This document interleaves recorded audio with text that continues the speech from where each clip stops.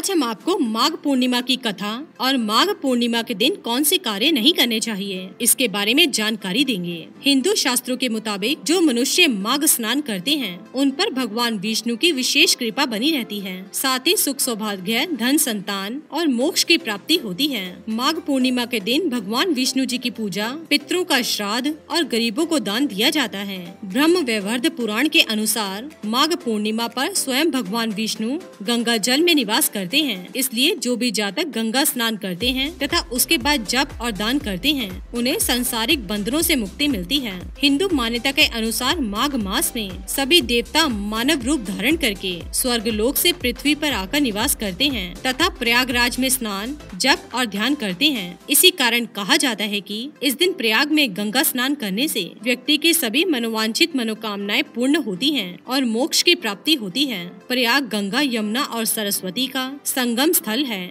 इसी कारण इस स्थान का विशेष महत्व माना जाता है। तो आइए जानते हैं माघ पूर्णिमा से जुड़ी पौराणिक कथा। पौराणिक कथा के अनुसार नर्मदा नदी के तट पर शुक्रवत नाम का एक विद्वान ब्राह्मण रहता था, लेकिन वह बहुत ही लालची था। ब्राह्मण का लक्ष्य किसी भी तरह से धन कमाना था और ऐसा करते करते वो भ्रष्ट हो गया था और लोगों से बात बात पर दक्षिणा मांगता था। राजाओं की झूठी प्रशंसा कर उनसे धन की कामना करता था। इसी प्रकार से वो धन कमाने के लिए कई तरह के पाप करने लगा और ऐसा करते करते वो ब्राह्मण समय से पहले ही वृद्ध दिखने लगा और कई सारी बीमारियों की चपेट में आ गया। इसी बीच उसे अंतर्ज्ञान हुआ। उसने अपना पूरा जीवन धन कमाने में बिता दिया है। अब जीवन का उद्धार कैसे होगा? इसी क्रम में उसे माघ महीने में स्नान करने का महत्व बताने वाला एक श्लोक याद आ गया। इसके बाद स्नान का संकल्प लेकर ब्राह्मण नर्मदा नदी में स्नान करने लगा। करीब 9 दिनों तक स्नान करने के बाद उसकी तबीयत और भी ज्यादा खराब हो गई और मृत्यु का समय निकट आ गया। वो सोच रहा था कि मैंने जीवन में कोई भी सिद्ध कार्य नहीं किया।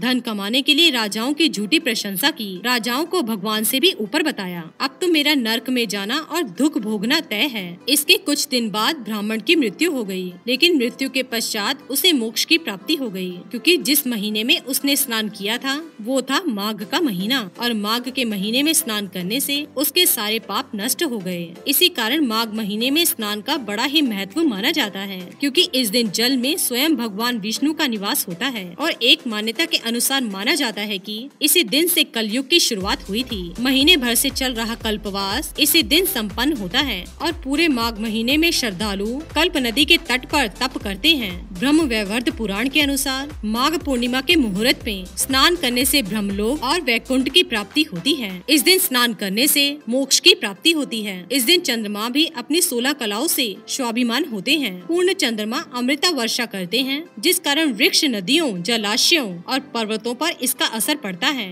तो चलिए दोस्तों जानते हैं माघ पूर्णिमा के दिन हमें कौन से काम नहीं करने चाहिए। पहला कार्य है देर तक सोना। शास्त्रों के अनुसार देर तक सोना आलस्य की निशानी है। माघ पूर्णिमा के दिन देर तक सोने की मनाही की गई है। इस दिन देवी देवताओं की कृपा प्राप्त करने के लिए ब्रह्म मुहूर्त में जागकर स्नान आदि करके विष्णु जी की पूजा करनी चाहिए। दूसरी बात है घर को साफ रखें। मान्यताओं के अनुसार अपने घर को इस दिन गंदा नहीं रखना चाहिए, क्योंकि ऐसा रखने से नकारात्मक ऊर्जा का वास आपके घर में हो सकता है। कलयुग का प्रारंभ इसी दिन हुआ था, इसलिए इस दिन घर को स्वच्छ रखें। कचरा निकालकर दूर फेंक आएं। घर के अंदर कचरा ना रखें। घर के अंदर किसी भी तरह की टूटी फूटी चीज ना रखें। तीसरी बात, काले वस्त्र। भूलकर भी काले वस्त्र माघ पूर्णिमा के दिन नहीं पहनने चाहिए। इस दिन काले वस्त्र पहनने को वर्जित माना गया है। इस दिन पीले रंग के वस्त्र पहनना बड़ा ही शुभ माना जाता है। चौथी बात है, प्रेम प्रसंग ना बनाएं। इस दिन पति पत्नी को पवित्र रहना चाहिए। इस दिन कोई भी घृणित कार्य ना करें। पति पत्नी को इस दिन भूलकर भी संबंध नहीं बनाना चाहिए। अगर आप इस दिन ऐसा करते हैं तो आपको जीवन में कई सारी परेशानियों का सामना करना पड़ सकता है। बाल नाखून ना काटें। बाल, नाखून और शेविंग ये चीजें बिल्कुल भी इस दिन नहीं करनी चाहिए। इन चीजों को इस दिन करना वर्जित माना गया है। अपमान ना करें। घर के बुजुर्गों का अपमान माघ पूर्णिमा के दिन बिल्कुल भी ना करें। ऐसा करने से आप पर पितरों का क्रोध हो सकता है। किसी की निंदा ना करें। किसी की भी निंदा माघ पूर्णिमा के दिन नहीं करनी चाहिए। साथ ही अपशब्द किसी को ना बोलें। ऐसा करने से माँ लक्ष्मी रूठ सकती है। किसी भी प्रकार का कलह इस दिन अपने घर पर ना करें। ऐसा करने से आपके घर की सुख शांति खत्म हो जाएगी। इस दिन द्वार पर आई गाय को रोटी अवश्य खिलाएं। साथ ही द्वार पर आए भिक्षु को दान अवश्य करें। इस दिन दान का बड़ा महत्व है। तो दोस्तों ये थे वो काम जो हमें माघ पूर्णिमा के दिन नहीं करने चाहिए।